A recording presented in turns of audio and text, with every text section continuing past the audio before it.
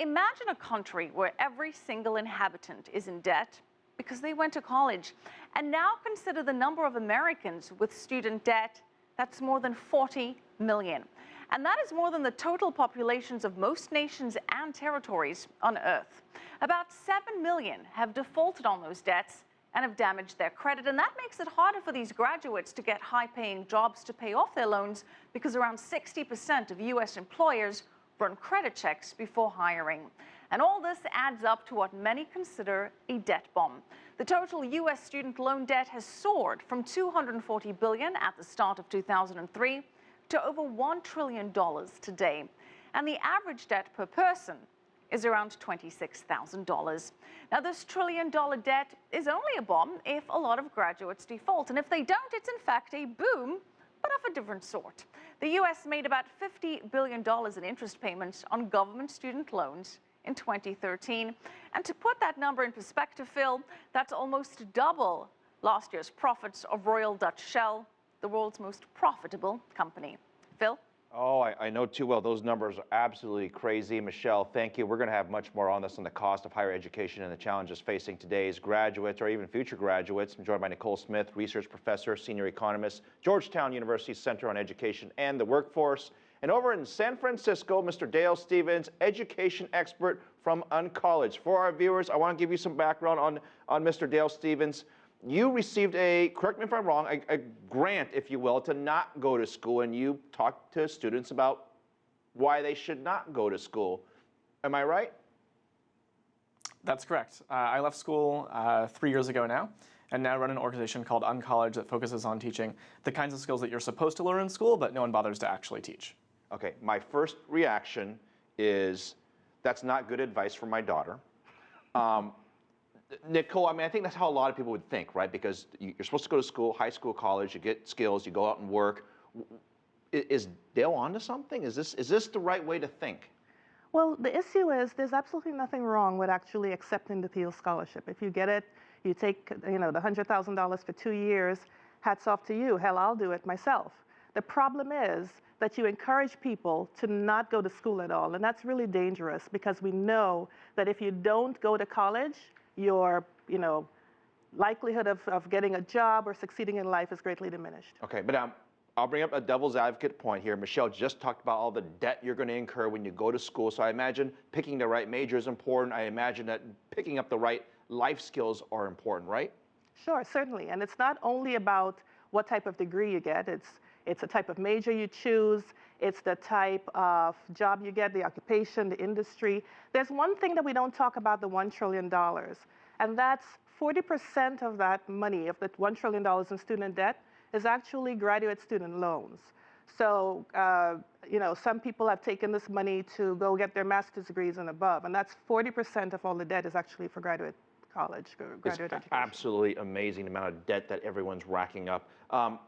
Dale, I want to ask you something. I recently spoke at a high school in Seattle, near Seattle, I should say, and I asked the students, what they were thinking, what they liked, and they taught me they were part of this like generation, which means that all they care about is getting on Facebook and getting the number of likes. Now, it's not funny, because the teachers I spoke to later told me that that's a real concern, that the kids aren't learning the skills necessary to even get to college, let alone get out of college.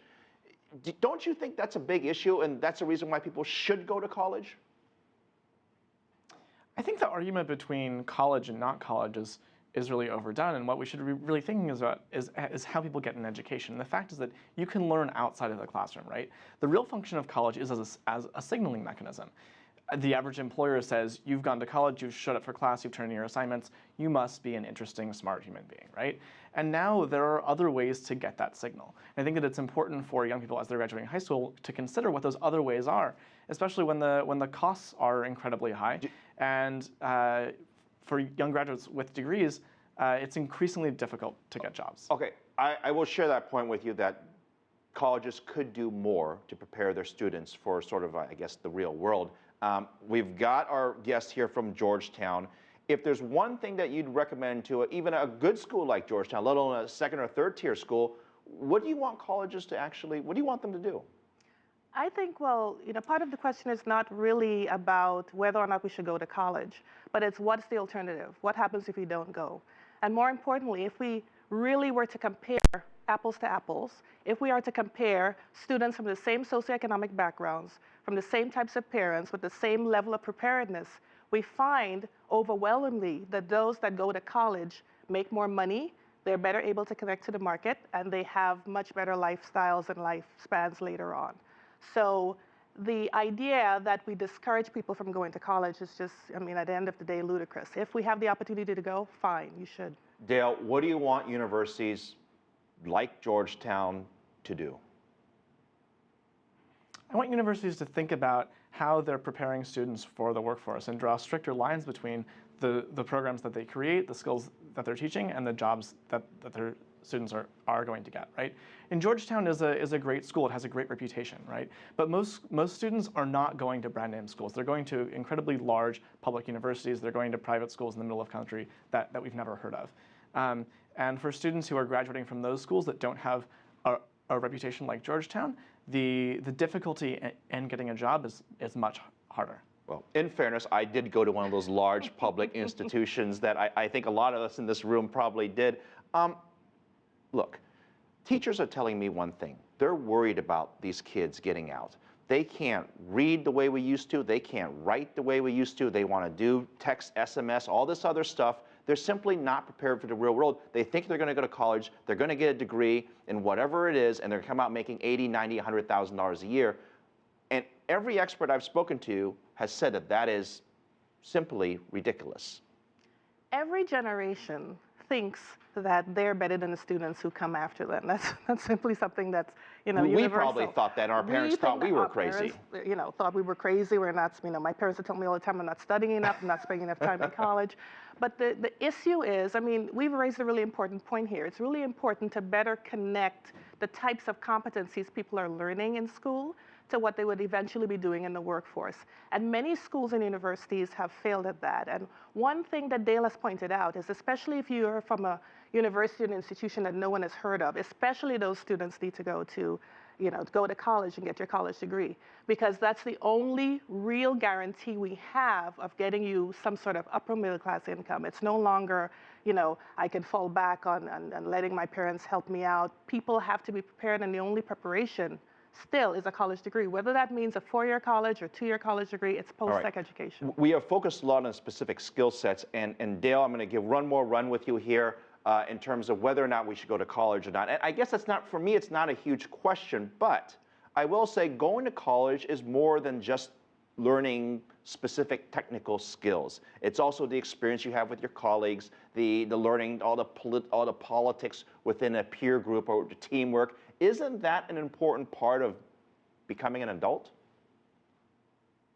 The experience that you get outside of the classroom is incredibly important, right? Learning how to interact with people, living on your own, doing all these kinds of things. But the real question is that an experience that really needs to cost $50,000? Why don't we buy every 18-year-old a one-way plane ticket to India and see how fast they can make their way back? That would be an experience that would be maturing and would challenge someone in many ways and would cost far less than the amount of money that we currently spend. I want to disagree with you, but I do see some of the merit in the discussion. Just very quickly, I want to get one more quick thing from each of you.